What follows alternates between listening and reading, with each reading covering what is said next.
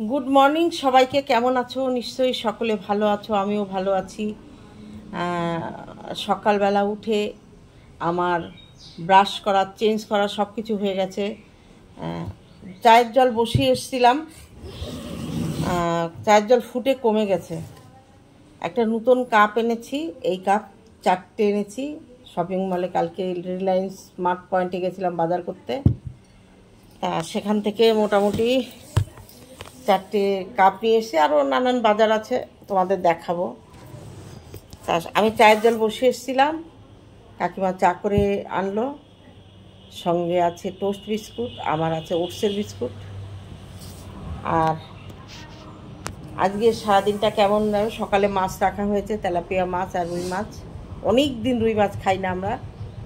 এই যেদিন ছিল আর কি, ঝড়ের পরের দিন একদিন মাছ রেখেছিল অল্প করে, একদিনের মতো, ফ্রিজ বন্ধ ছিল। তা মোটামুটি আজকে মাছ রেখেছি 1 কিলো, রুই মাছ রেখেছি 1 কিলো 200 গ্রাম, আর 2টো তেলাপিয়া, জ্যান্ত তেলাপিয়া একটু বড় বড় রেখেছি। এবার কাকি সেগুলো মাছালা কেটে পরিষ্কার করে দিয়ে গেছে, কাকিমা সেগুলো ধুয়ে রাখবে ফ্রিজে।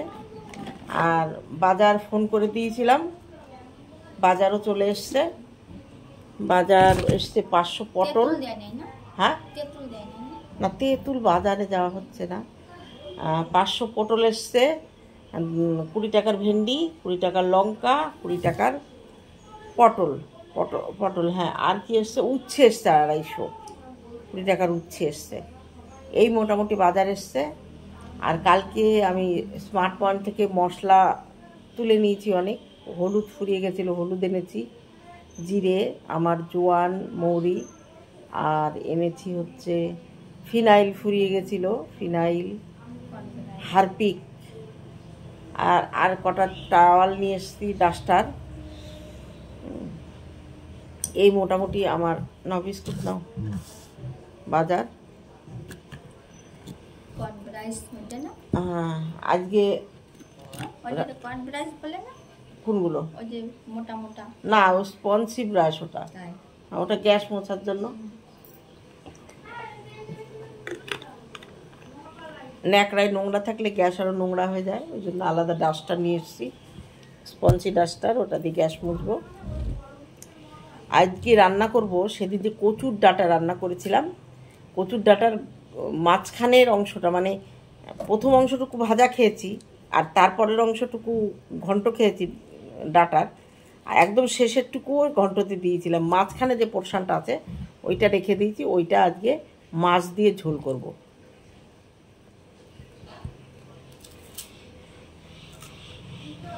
গরম চা,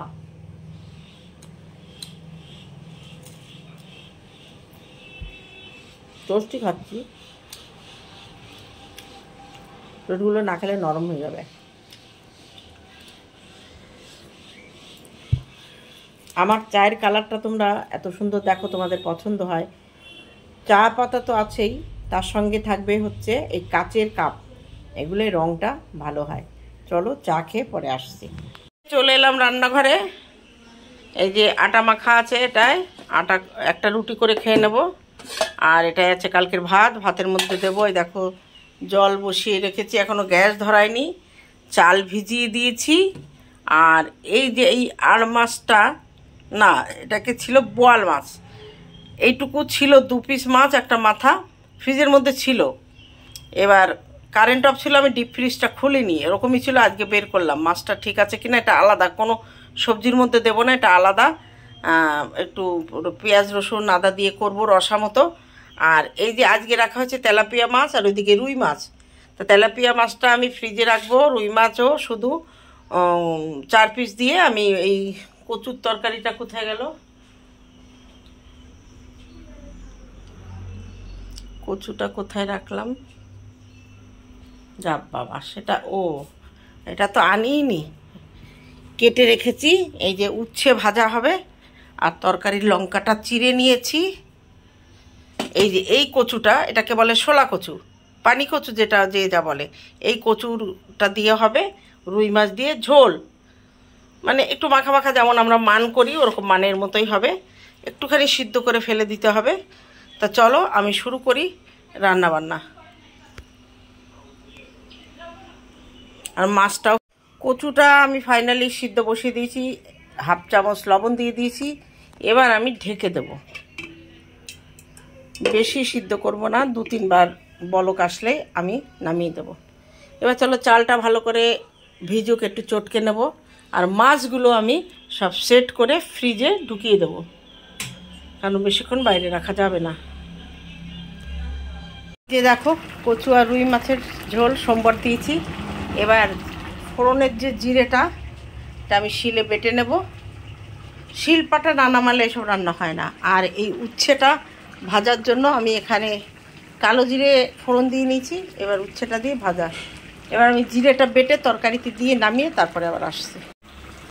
এই দেখো আমি এই যে ভাজা জিরের গুঁড়োটা নিয়েছি, তো এবার তরকারির ঝোল কিছুটা এতে তুলবো, তাহলে আমাকে বেশি নাড়াঘাটা করলে মাছটা যাবে ভেঙে। আমি ভালো করে গুলিয়ে নিয়ে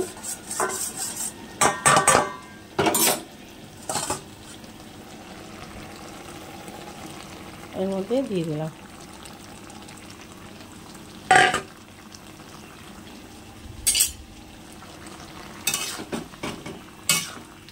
চাপ চাপ ঝোল হবে, বেশি ঝোল হবে না। কচুটাও ভালো গলে গেছে, হয়ে গেছে আমার পানি কচু দিয়ে রুই মাছের ঝোল। তো চলো এবার নামিয়ে তারপরে আবার আসছে। দেখো ফাইনাল লুকটা, মানকচুর মতোই খেতে। আমার তো মানকচুর থেকে এটা বেশি টেস্ট লাগে। চলো তাহলে এবার এই যে ভাতটা নামিয়ে রেখেছিলাম আবার গ্যাসে দিলাম। এবার ফুটে উঠলে ওটা ইয়ে করে নেবো, উপর দিয়ে নেব। আর এই যে উচ্ছেটাকে লবণ হলুদ দিয়ে সিম করে দিয়ে আস্তে আস্তে ভাজবো, কেন উস্তে সিদ্ধ খেলে উস্তের রসটা পুরো বেরিয়ে যায়। ওই জন্য আমি একটু তেল দিয়ে মুচমুচে না একটুখানি ভেজে নেব। চলো এবার একদম রান্না শেষ করে আসবো। বেরিয়ে নিয়েছি গরম ভাত, তার সঙ্গে উচ্ছে ভাজা আর মাছের একটু সেই ইয়ে ছিল, পেটি না কি বলে, তাই পেটা তেল তেল মতো। আর এই যে হচ্ছে পানি কচু দিয়ে রুই মাছ দিয়ে ঝোল। চলো এবার আমার খাবো, জোরদার খিদে লেগেছে। আজকে রুটি ফুটি কিছু খাইনি, এখন খাওয়াটা তোমাদের সঙ্গে শেয়ার করতে পারবো না। চলো রাতের ডিনারে ছিল হচ্ছে ডালিয়া, তা আমি কিছুটা প্রায় অর্ধেকের একটু কম খাওয়া হয়েছে, তখন মনে পড়লো, তাই তো ভিডিওটা শেষ করতে হবে। আর আমি দেখো সকালের প্রথম যে ভিডিওটা স্টার্টিংয়ে দিয়েছি, আমি কোনো সাউন্ড দিইনি, প্রাকৃতিক আওয়াজ তোমাদের কাছে শোনানোর জন্য। রাতে খাওয়া দাওয়া সেরে একদম স্নান করে একদম ফ্রেশ হয়ে বিছানায় বসে আজকে ভিডিওটি শেষ করতে এলাম। রাতে খেয়েছিলাম ডালিয়া, দেখেছো, মানে কিছুটা খাওয়া শুরু করেছি, তখন মনে পড়েছে যে আজকে তো ব্লগ শ্যুট করছি। তা যাই হোক, মুগ ডাল দিয়ে ডালিয়া দিয়ে একটু ডাটা, তার মধ্যে একটা পটল, একটু পেঁয়াজ, কাঁচা লঙ্কা আর জিরে ফোড়ন আর শুকনো লঙ্কা ফোড়ন দিয়ে একবারে চড়িয়ে দিয়েছিলাম। তা ডালিয়াটা আমি কি করি, ডালিয়া আর ডালটা শুকনো খোলায় একবার ভেজে নিই, ভেজে নিয়ে ফোড়নের ওপর সবজিগুলো দিয়ে নাড়াচাড়া করে একটুখানি জিরের গুঁড়ো দিয়ে, কেউ যদি গরম মশলা খেতে চাও একটু গরম মশলা দিয়ে ওই যে ভাজা ডালিয়ার ডালটা একবারে ধুয়ে চাপিয়ে দেবে, দিয়ে 3টে সিটি দেবে। জলটা একটু মেপে দিতে হয়। নামানোর পরে কেউ ঘি দিয়ে খেতে পারো, কেউ মাখন দিয়ে, আমি কিছু দিইনি, ঘি ছিল না। আমরা যে ঘিটা খাই রেড কাউ, সেই ঘিটা নেই, এমনি একটা ঘি আছে, ওটা আমি খাই না, লোকাল। এবার একটু জিরে জোয়ান মুখে দিয়ে আমি ভাবলাম তাহলে ভিডিওটা শেষ করি, কালকে তো পোস্ট করতে হবে। এখানে প্রচণ্ড ঝড় উঠেছিল, দমকা একটা হাওয়া। নর্থ বেঙ্গলে তো প্রচুর ক্ষয়ক্ষতি হয়েছে, এলাকা ভিত্তিক এখন কালবৈশাখী ঝড় হচ্ছে। নিম্নচাপটা কেটে গেছে, কিন্তু এই কালবৈশাখীটা এখন এলাকায় এলাকায় তাদের মর্জি অনুপাতে হবে, মানে ঝড়ের মর্জি অনুপাতে হবে। মৌয়ের ভিডিওতে দেখলাম ওখানে প্রচণ্ড ক্ষয়ক্ষতি হয়েছে, ওরা কলকাতায় আসতে পারেনি, কারণ ওদের টিকিট ক্যান্সেল করতে হয়েছে। এমন বৃষ্টি, এমন বজ্রপাত আর ঝড়। আমি তো ভিডিওটা দেখে, সকালে ভিডিওটা দেখে ভাবলাম যে ওরা হয়তো কলকাতায় এসে পৌঁছে যাবে। যাই হোক, ঈশ্বর সবাইকে রক্ষা করুন। জীবনে বেঁচে থাকলে ডাক্তার আবার দেখানো হবে, আবার ডেট আনা হবে, আবার কলকাতায় আসা হবে। বিপজ্জনক অবস্থায়, এই অবস্থায় বাড়ি থেকে বেরোতে নেই। কারণ বাড়িতে অবলা দুটো প্রাণী থাকে, এক হচ্ছে মিকি আর এক হচ্ছে ওই কানে শোনে না কাকু আর কথা বলতে পারে না শাশুড়ি। তিনজনেই অবলা।